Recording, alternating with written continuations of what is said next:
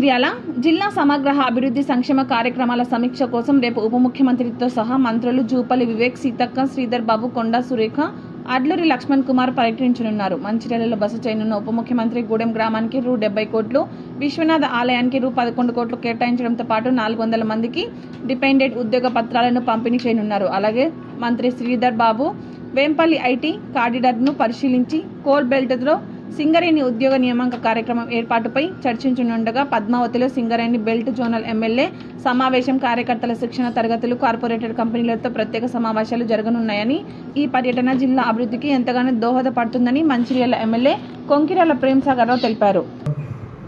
గౌరవ ముఖ్యమంత్రి శ్రీ రేవంత్ రెడ్డి గారు ఏదైతే గూడెం టెంపుల్ గురించి చెప్పినో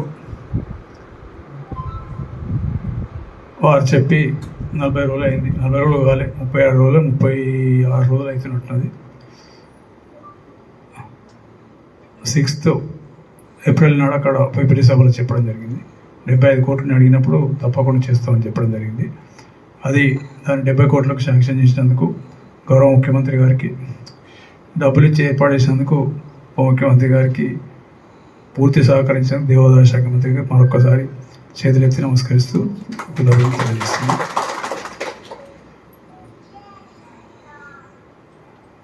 అంటే ముఖ్యమంత్రి గారు వాగ్దానం చేసిన తర్వాత 36 రోజుల లోపల శాంక్షన్ వచ్చి రేపు ఫౌండేషన్ వేయడం అనేది ఇది ఒక చరిత్ర.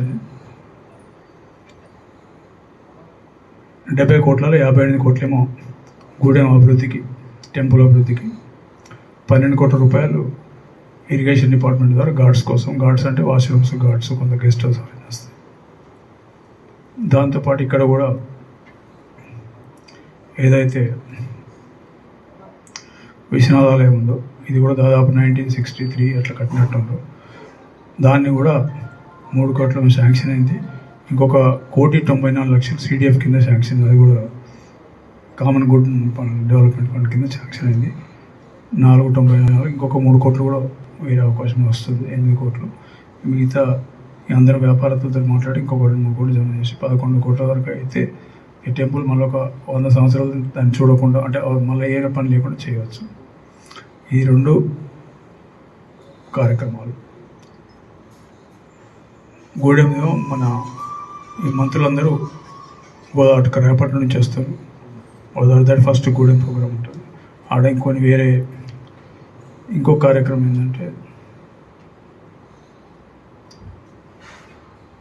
కాన్స్టిట్యున్సీలో నియోజకవర్గం, మంచిర్యాల నియోజకవర్గం ఉన్న 97 ఐకేపీ సెంటర్లకు భవనాలు కూడా శాంక్షన్ అయినాయి, 9,70,00,000 రూపాయలు.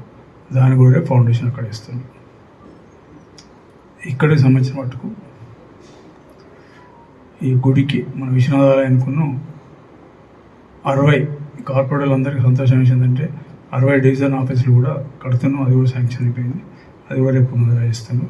అంటే కార్పొరేట్ ఆఫీసులలో డివిజన్ ఆఫీసర్తో పాటు కార్పొరేటర్కు వాష్రూమ్స్, ఎవరైనా అక్కడికి వచ్చిన వాళ్ళు ఇబ్బందులు చెప్పుకుంటూ వచ్చిన వాళ్ళకు అక్కడ కలిసి మాట్లాడి సమస్యలు అక్కడిక్కడికి పరిష్కారం చేసే వెసులుబాటు కార్పొరేటర్లకు ఉంటుంది. దాంతో ఏంటంటే వీళ్ళు కూడా డైలీ ఒక 2 గంటలు 3 గంటలు కూర్చుంటే వాళ్ళు కూడా వాడు చూసుకున్నట్టయితే, తిరిగినట్టయితే ఏమైనా సమస్యలు ఉంటే తెలుస్తాయి.